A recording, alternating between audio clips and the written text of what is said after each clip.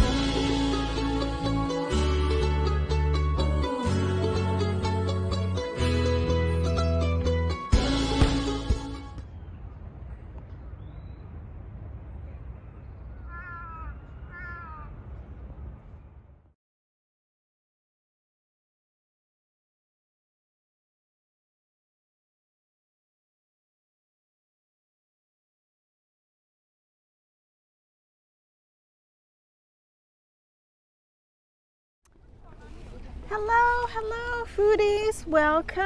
So you know what, I decided I should do a story time. Today is my little relaxing day and it's beautiful, and I decided to come to the park to see if the sakuras are here. They're just starting to bloom in Japan, so I wanted to come and sit with the sakura, the cherry blossoms, but not yet. So I thought I should do a story time because I skipped this video. So my name is Johnini and I am currently in Japan. I have been in Japan for about roughly 4 years, and I have my drink. This is my jasmine tea, and I have my chocolate, Meiji chocolate, which is really popular in Japan. Okay. So yeah, I've been in Japan for about 4 years. At first it was very difficult. The transition, the cultural change is very difficult for me. But I managed a very big change. I'm originally from California. My parents are from California. My grandparents are from California. I'm a California girl, right? So I'm here in Japan for 4 years, and I started a food channel because I love food so much. My background, I went to take many cooking classes and went to a few cooking schools. However, I don't have a cooking culinary arts degree. I just venture around taking cooking lessons and cooking classes of different disciplines, different cuisines, right? And so for the story time, okay. Long time ago when I first came to Japan, it was very difficult, and many people that come here to teach English or engineers, usually they don't last because it is a difficult transition from America. The culture is different, the people are different, and so you have to be very open-minded and just able to learn and change and just accept that things will be different. So I remember it was a group of teachers that I came in with, about 12 teachers as a group, and within 3 or 4 months it was about 5 teachers left. The other teachers went back home to America. So that just tells you it's a little bit difficult transition when you leave your home and you go abroad. So anyways, I was here.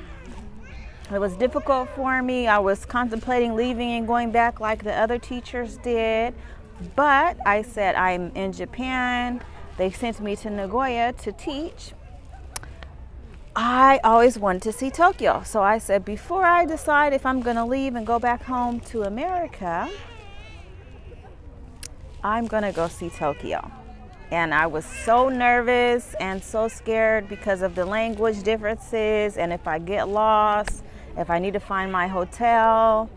And some people don't know, but Google and all that changes to Japanese when you're abroad. So you have to learn how to change the settings. And if the hotel gives you their name in Japanese, you have to figure out how to change it to English if you're doing Google Maps. So it's just a little bit difficult. And I was not accustomed to this. So I was brave. I said, I'm going to go see Tokyo. I get on the Shinkansen, which is the bullet train, and I go to Tokyo. Okay, perfect, piece of cake. The people at the Shinkansen speak really good English, and I was able to make it to Tokyo, no problem. From there, I had to find my hotel. And people in Tokyo, it's a bigger city, so they do speak English. So I was able to find my hotel. Perfect. And I get to the hotel and I'm like, well, what is there to see in Tokyo? What should I do? And it's still daytime. I say I get to Tokyo about 5, 6 in the daytime. And he's like, this is the party district. This is where the botanical gardens, there's the zoo. And he shows me all these attractions. But he's like, the attractions are closed right now because it's about 5 o'clock. So maybe you can go to the party district and see. So I'm like, okay, sounds like a plan, right? I get ready. I make my way to the party district, and that's where the big skyscraper buildings are. And I'm just so excited. You know, when you're in a new place and you're just looking around with all the amazement and excitement, and I am so excited. I'm looking around. I'm in Tokyo, right? So amazing. And this gentleman stops me. He's a Japanese man. I say he's about 50 to 60 years old. And I'm walking around with amazement. Oh, he stops me. Hello. I'm like, hello. A little bit apprehensive. You are beautiful. Oh, thank you. Thank you very much. Do you want to have a drink with me? And it's about 5, 6, maybe 7 o'clock if I remember. And I'm like, have a drink with you? Why not? So he's like, okay. And so I go with him to a pub or a bar and we have a drink. Very nice guy. And he talks with me and he's asking me many questions. Where are you from? You're so beautiful. Are you going to stay in Japan? How long have you been in Japan? What do you think about Obama? And I'm talking with him. His English, it's not fluent English, but it's enough for us to communicate. And I'm just enjoying meeting new people, right? I am a people person, right? And so, yeah, I talk with him and he stops. He says, oh, I must go to work now. Thank you for eating with me. I'm like, oh, well, thank you. No problem. Do you want me to take you on a tour of Tokyo tomorrow? And I thought about it. Yeah, sure. Why not?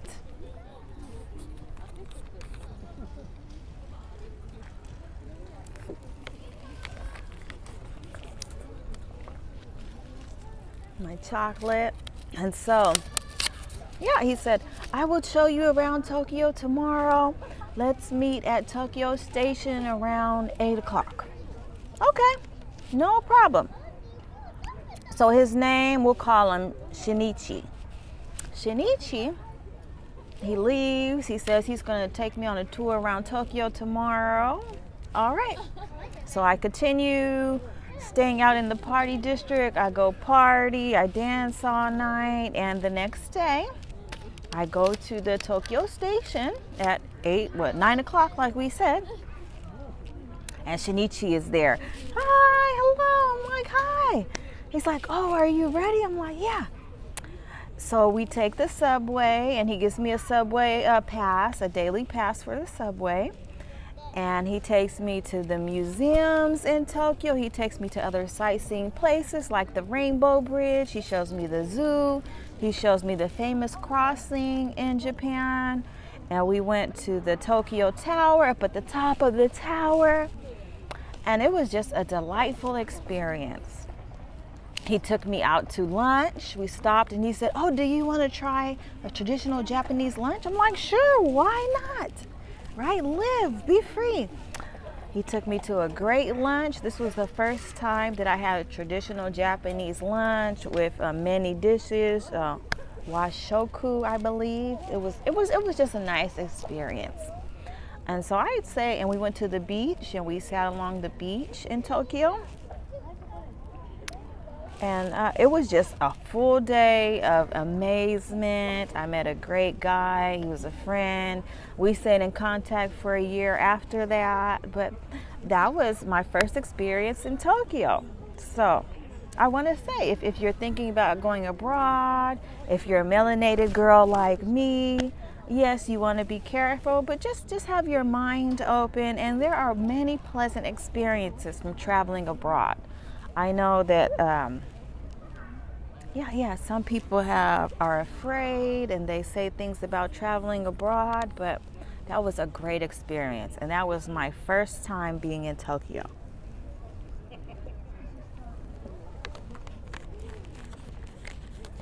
Amazing, right? Nothing crazy happened. He didn't try to drug me.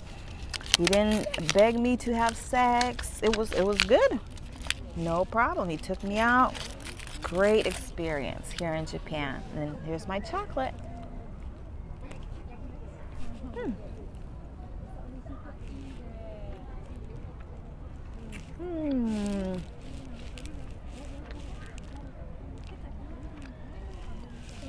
So,